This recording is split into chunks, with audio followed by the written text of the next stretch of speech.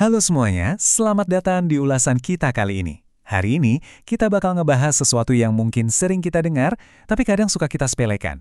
Kita bakal bedah bareng-bareng soal tanah longsor, dan gimana caranya ngubah kejadian alam yang kedengarannya seram ini jadi rencana keselamatan yang masuk akal dan benar-benar bisa kita siapin. Karena ya, pengetahuan itu kekuatan, dan di sini kita bakal ngebangun kekuatan itu sama-sama. Coba deh kalian pikirin sejenak. Kalau hujan deras turun berhari-hari tanpa henti, lingkungan sekitar rumah kalian tuh beneran aman nggak sih? Curah hujan tinggi itu ancaman yang sangat nyata dan umum banget terjadi di sekitar kita. Makanya, paham sama informasi yang bakal kita obrolin hari ini tuh bukan sekedar teori, tapi vital banget buat mastiin keselamatan keluarga kita kalau cuaca lagi nggak bersahabat. Oke, langsung aja. Hari ini ulasan kita bakal ngelewatin 4 fase penting. Kita mulai dari ngelihat ancaman nyatanya, terus langkah pencegahan sebelum kejadian, gimana evakuasi cepat pas lagi bencana, sampai ke pemulihan aman pasca bencana. Kita masuk ke bagian pertama, yaitu kenali dulu ancaman nyata dari tanah longsor. Langkah paling krusial buat selamat itu pastinya dimulai dari kesadaran.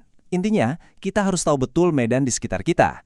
Ngenalin daerah mana aja yang rawan longsor dan ekstra waspada pas lagi musim hujan ekstrim itu kunci utamanya. Paham letak geografis lingkungan kalian dan rajin mantau cuaca itu ibaratnya garis pertahanan pertama kalian.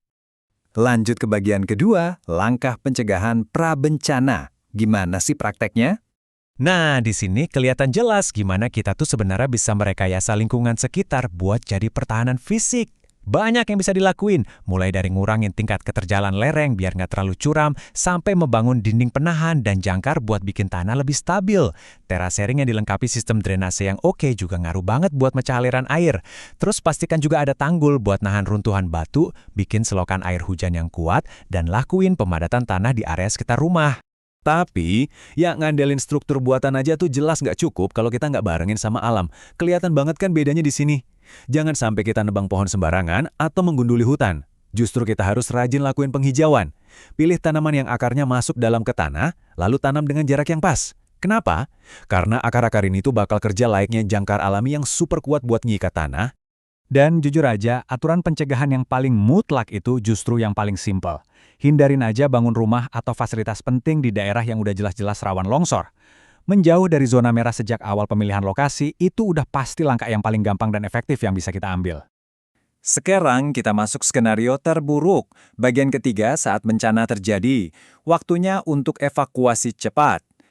Tahukah kalian, kalau tanah longsor itu geraknya bisa jauh lebih cepat dari orang lari? Yang menarik, peringatan terbesar datangnya seringkali bukan dari apa yang kita lihat, tapi dari apa yang kita dengar. Kalau tiba-tiba kalian dengar suara gemuruh yang keras dan dalam kayak gini, itu adalah sinyal langsung dari alam kalau tanah lagi runtuh. Bahayanya udah benar-benar di depan mata. Kalau udah dengar gemuruh tadi, kalian butuh refleks kilat. Nggak usah mikir panjang, langsung lari evakuasi sejauh mungkin menjauh dari sumber suara atau arah datangnya longsoran. Lalu, kalau kalian dengar sirine peringatan di wilayah kalian bunyi, langsung aja gas menuju titik evakuasi yang udah disiapin, tanpa pakai ragu-ragu sedikit pun. Mari tarik napas sejenak. Kita masuk ke bagian terakhir, bagian keempat, fase pemulihan yang aman. Poin yang super krusial di fase ini tuh ngingetin kita kalau ancaman seringkali belum beneran selesai. Hindari area yang baru aja longsor, karena tanah di situ kondisinya lagi luar biasa labil. Kalau tiba-tiba hujan turun lagi tepat setelahnya, wah kalian wajib banget antisipasi longsor susulan. Tanah di area itu udah bener-bener kehilangan daya buat nahan beban.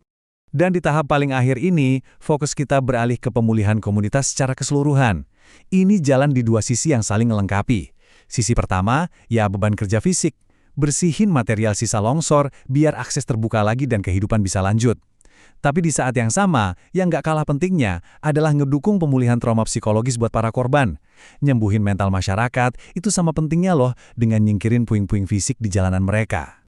Nah, semua bahasan ini bawa kita ke satu pertanyaan buat kalian. Sudahkah kalian ngenalin zona resiko di sekitar rumah kalian hari ini?